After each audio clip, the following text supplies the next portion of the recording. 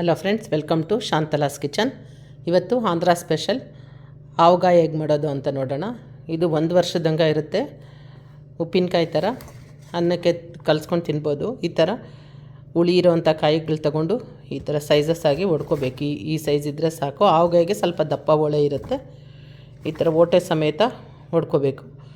First ಮಾರ್ಕೆಟಿಂದ ತಂದು ತೊಳೆದು ಕ್ಲೀನಾಗಿ ಒಡೆದು ಇಟ್ಕೊಂಡ್ಬಿಡಬೇಕು.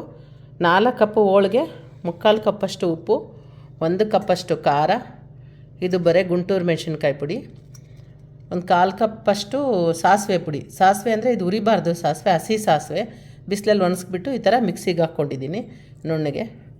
ಆಮೇಲೆ 1 ಸ್ಪೂನಷ್ಟು ಮೆಂತ್ಯ ಹುರಿದಿರೋ ಅಂಥದ್ದು, ಅದಕ್ಕೆ 1 ಹಿಡಿಯಷ್ಟು ಬೆಳ್ಳುಳ್ಳಿ ಈ ಥರ ಮಿಕ್ಸಿಗೆ ಹಾಕಿ ಇಟ್ಕೊಂಡಿದ್ದೀನಿ. ಇದಕ್ಕೆ ಹಸಿ ಬೆಳ್ಳುಳ್ಳಿ ಮೆಂತ್ಯ ಕೂಡ ಲಾಸ್ಟಲ್ಲಿ ಆ್ಯಡ್ ಮಾಡ್ತೀವಿ.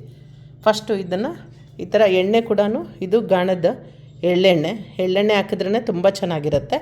ಇಲ್ಲಿ ಎಳ್ಳೆಣ್ಣೆ ಯೂಸ್ ಮಾಡ್ತಾಯಿದ್ದೀನಿ. ಫಸ್ಟೆಲ್ಲ ಈ ರೇಷಿಯೋ ಇಟ್ಕೊಂಡು ಇದೇ ರೇಷಿಯೋಲ್ಲಿ ಮಾಡ್ಕೋಬೇಕು. ಮಿಕ್ಸ್ ಮಾಡ್ಕೊಳೋಣ ಇವಾಗ ಒಂದೊಂದೇ ಐಟಮು. 1 ಹಿಡಿಯಷ್ಟು ಬೆಳ್ಳುಳ್ಳಿ ಸುಳಿದಿರೋ ಅಂಥದ್ದು, 1 ಸ್ಪೂನಷ್ಟು ಹಸಿ ಮೆಂತ್ಯ ಇದರಲ್ಲಿ ಮಿಕ್ಸ್ ಮಾಡೋಕ್ಕೆ.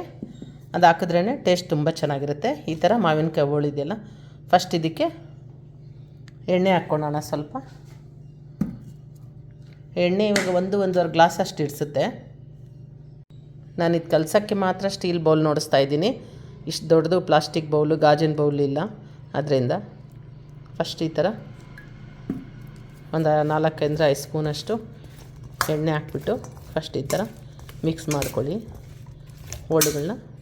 ಇವಾಗ ಒಂದೊಂದೇ ಆ್ಯಡ್ ಮಾಡೋಣ.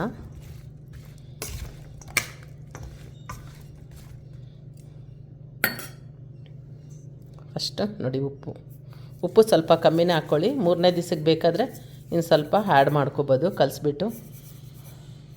ಉಪ್ಪು ನಾನು ಟಾಟಾ ಸಾಲ್ಟ್ ತೊಗೊಂಡಿದ್ದೀನಿ. ಆಮೇಲೆ ಇದು ಅಚ್ಚ ಖಾರದ ಪುಡಿ, ಸಾಸಿವೆ ಪುಡಿ, ಮೆಂತ್ಯ, ಬೆಳ್ಳುಳ್ಳಿ. ಇದು ಸ್ಪೂನಲ್ಲಿ ಕಲಸೋಕ್ಕಿಂತ ಕೈಯಲ್ಲಿ ಕಲಸಿದ್ರೇ ತುಂಬ ಚೆನ್ನಾಗಿ ಮಿಕ್ಸ್ ಆಗುತ್ತೆ. ನೋಡಿ, ಕೈಯಲ್ಲಿ ತೇವಾಂಶ ಇರಬಾರ್ದು. ಈ ಥರ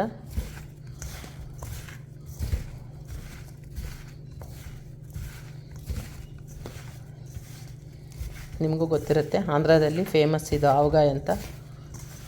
ಸರಿಯಾಗಿ ಉಪ್ಪು ಖಾರ ಎಲ್ಲ ಇಡಿಸಿದ್ರೆ 1-2 ವರ್ಷ ಬೇಕಾದರೂ ಇರುತ್ತೆ.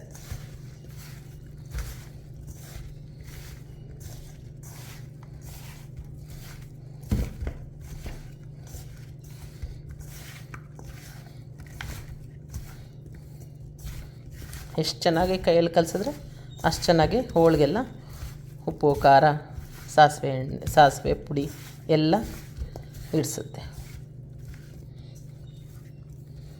ಇವಾಗ ಬಿಡಿಸಿಟ್ಕೊಂಡಿರೋಂಥ ಬೆಳ್ಳುಳ್ಳಿ, ಹಸಿಮೆಂತ್ಯ ಹಾಕ್ಬಿಟ್ಟು ಇವಾಗ 1 ಸ್ಪೂನಷ್ಟು ಎಣ್ಣೆ ಹಾಕೋಣ. ಒಂದು ಅರ್ಧ ಗ್ಲಾಸಷ್ಟೇ ಹಾಕ್ತಾಯಿದ್ದೀನಿ. ಹಾಕ್ಬಿಟ್ಟು ಚೆನ್ನಾಗಿ ಕಲಸೋಣ. ಕಲಿಸ್ಬಿಟ್ಟು ಒಂದು ಡಬ್ಬಿಗೆ ಹಾಕ್ಕೊಳ್ಳೋಣ.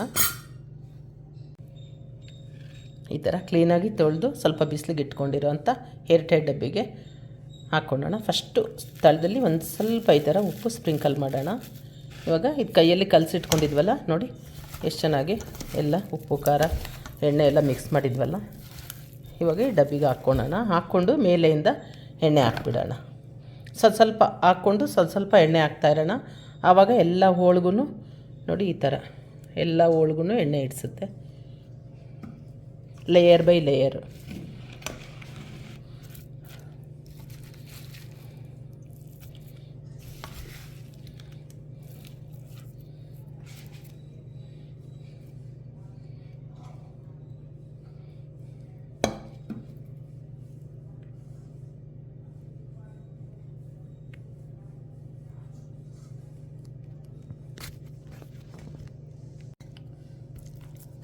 ಈ ಥರ ಲೇಯರ್ ಬೈ ಲೇಯರ್ ಹಾಕ್ಕೊಳ್ಳೋಣ. ಹಾಕ್ಕೊಂಡು ಈ ಥರ ಪ್ರೆಸ್ ಮಾಡ್ಕೊಳ್ಳಿ. ಒಂದು 3 ಡೇಸ್ ಆದಮೇಲೆ ಹಾಕಿರೋ ಎಣ್ಣೆ ಎಲ್ಲ ಮೇಲೆ ಬರುತ್ತೆ ನಿಮಗೆ ಕ್ಲೀನಾಗಿ. ಇರೋ ಹೋಳು ಕೂಡ ಹಾಕ್ಬಿಡೋಣ.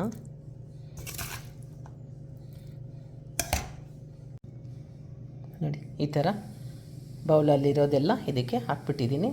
ಮಿಕ್ಕಿರೋ ಎಣ್ಣೆ ಕೂಡ ಹಾಕ್ಬಿಡೋಣ. ಎಳ್ಳೆಣ್ಣೆ ಇಲ್ಲ ಅಂದರೆ ಕಡಲೆಕಾಯಿ ಎಣ್ಣೆ ಕೂಡ ಹಾಕ್ಕೋಬೋದು. ಇವಾಗ ಗಾಣದ ಎಣ್ಣೆಯಲ್ಲಿ ಎಲ್ಲ ಸಿಗುತ್ತೆ, ಕಡಲೆಕಾಯ್ದು ಎಳ್ಳೆಣ್ಣೆ ಎಲ್ಲ ಫ್ರೆಶ್ಶಾಗಿ ಮಾಡಿಕೊಡ್ತಾರೆ. ಈ ಥರ ಕ್ಲೀನಾಗಿ ಸ್ಪ್ರೆಡ್ ಮಾಡಿಬಿಟ್ಟು ಒಂದು 3 ಡೇಸ್ ಇಟ್ಟು ಒಂದು ಸರಿ ಕಲಸಿಟ್ಬಿಡೋಣ. ಬೇಕಂದರೆ ಇನ್ನು ಸ್ವಲ್ಪ ಎಣ್ಣೆ ಹಾಕ್ಕೋಬೋದು. ಎಣ್ಣೆ ಯಾವಾಗೂ ಹೋಳು ತುಂಬೋ ಅಷ್ಟಿರಬೇಕು, ಆವಾಗೇ ತುಂಬ ಚೆನ್ನಾಗಿರುತ್ತೆ ಆವಗಾಯಿ. ನೋಡಿ 3 ಡೇಸ್ ಆದಮೇಲೆ ಆವಗಾಯಿ ಸ್ವಲ್ಪ ದೊಡ್ಡ ಡಬ್ಬಿಗೆ ಹಾಕಿ ಇಟ್ಟಿದ್ದೀನಿ. ನೋಡಿ ಎಣ್ಣೆ ಎಲ್ಲ ಆ ಥರ ಮೇಲೆ ಬಂದಿದೆ. ನೀವು ಯಾವಾಗ ಯೂಸ್ ಮಾಡಬೇಕಾದ್ರೂ ಎಣ್ಣೆ ಇಲ್ದಿರೋ ಅಂಥ ಸ್ಪೂನ್ ತೊಗೊಳ್ಳಿ. ವುಡನ್ ಸ್ಪೂನ್ ಆದರೆ ಇನ್ನೂ ಒಳ್ಳೆಯದು. ಸ್ಟೀಲ್ ಸ್ಪೂನ್ ಆದರೆ ಹಾಕ್ಕೊಂಡು ತಕ್ಷಣ ತೆಗೆದಿಟ್ಬಿಡಿ, ಅದರಲ್ಲಿ ಬಿಡಬೇಡಿ.